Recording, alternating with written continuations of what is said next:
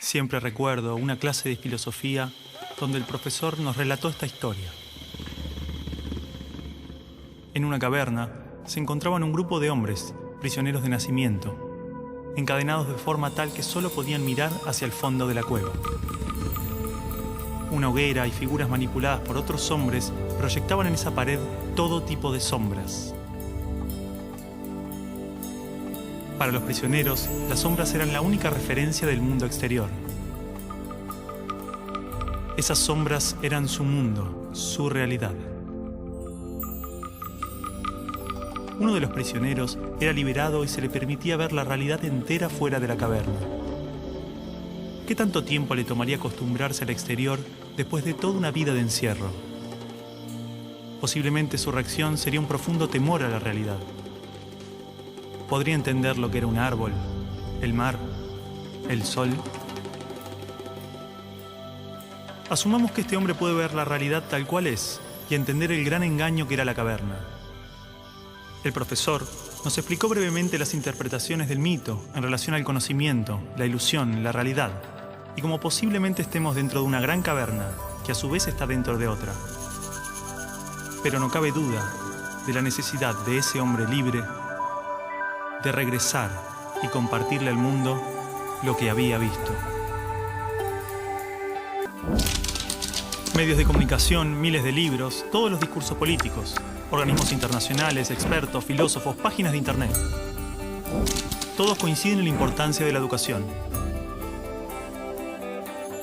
Se invierte en capacitaciones, mejoras edilicias e investigaciones. Se compran libros, netbooks, pizarras digitales. Se dictan cursos, suben salarios, bajan salarios, se imitan modelos extranjeros. Todo para mejorar la educación.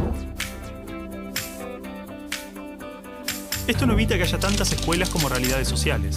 Escuelas marginales, para pobres, escuelas depósito, escuelas para obreros, profesionales, escuelas de clase media, escuelas públicas y privadas, escuelas para ricos, escuelas de la élite. Gran parte pretende incluir y contener a la mayor cantidad de estudiantes. Muchas otras se concentran en formar trabajadores de diferentes jerarquías, y solo unas pocas se dedican a los supuestos resultados de excelencia. Más allá de sus diferencias, todas trabajan y aspiran a un ideal de escuela común. ¿Hasta qué punto esta escuela ideal nos ayuda a desarrollarnos individual y colectivamente? ¿Realmente este paradigma educativo busca que las personas tengan una buena calidad de vida y trabajen para la mejora de su comunidad? ¿Hay otro tipo de escuela que lo logre? ¿Hay alguna educación pensada con estos ideales? Esto nos llevó a abrir las puertas de un mundo oculto para muchos de nosotros. Tenga respuesta. Una búsqueda sobre cuál es la naturaleza del aprendizaje y la educación, qué errores cometimos y principalmente qué ideas nos sirven para seguir buscando, seguir aprendiendo.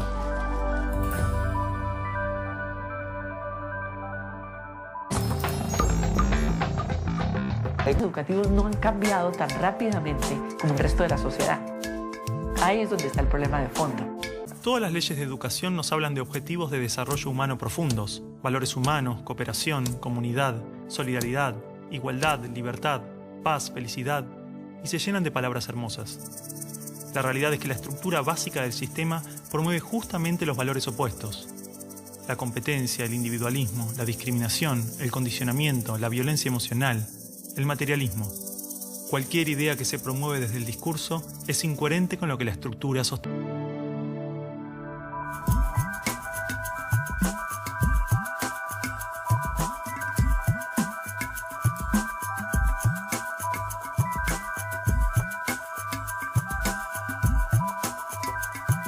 La educación en la antigüedad distaba mucho de lo que hoy entendemos por educación.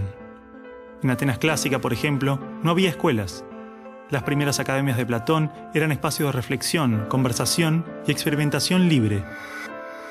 La instrucción obligatoria era cosa de esclavos. Por otro lado, la educación en Esparta era más parecida a una instrucción militar. El Estado se deshacía de quienes no alcanzaban los niveles esperados. Había clases obligatorias, fuertes castigos y modelamiento de la conducta a través del dolor y el sufrimiento. Antiguamente la escuela como la conocemos nace a fines del siglo XVIII y principios del siglo XIX en Prusia. Con el fin de evitar las revoluciones que sucedían en Francia, Los monarcas incluyeron algunos principios de la Ilustración para satisfacer al pueblo, pero manteniendo el régimen absolutista. La escuela prusiana se basaba en una fuerte división de clases y castas. Su estructura, heredera del modelo espartano, fomentaba la disciplina, la obediencia y el régimen autoritario. Las noticias del exitoso modelo educativo viajaron rápido, y en pocos años, educadores de América y Europa visitaban Prusia para capacitarse. Con el paso del tiempo, el modelo se expandió a nivel internacional. Muchos países importaron la escuela moderna con el discurso del acceso a la educación para todos, elevando la bandera de la igualdad, cuando justamente la esencia misma del sistema provenía del despotismo, buscando perpetuar los modelos elitistas y la división de clases. La escuela nace en un mundo positivista regido por una economía industrial. Por lo tanto, busca obtener los mayores resultados observables con el menor esfuerzo e inversión posible, aplicando fórmulas científicas y leyes generales.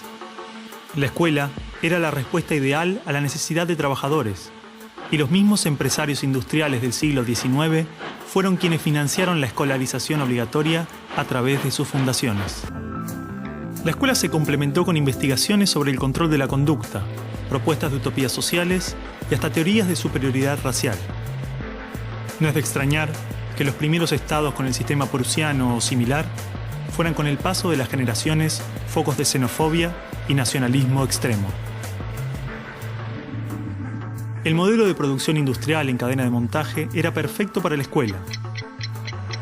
La educación de un niño era comparable a la manufactura de un producto, por lo tanto requería una serie de pasos determinados en un orden específico, separando a los niños por generaciones en grados escolares.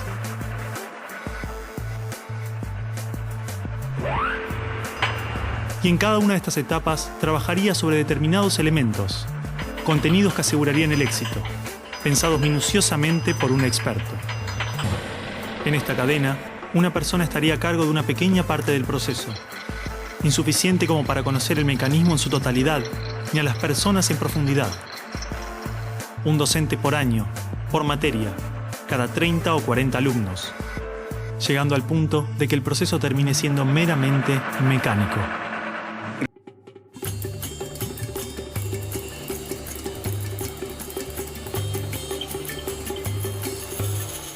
Empecemos de nuevo. Todo lo que nos rodea influye tremendamente en nuestro aprendizaje. Los espacios, los tiempos, las actitudes de nuestra familia, las emociones, los gustos, las creencias. Todo es parte de ese ambiente con el que nos construimos a nosotros mismos. La pregunta es entonces, ¿qué ambiente estamos ofreciendo a los niños para que los adultos se desarrollen de esta manera?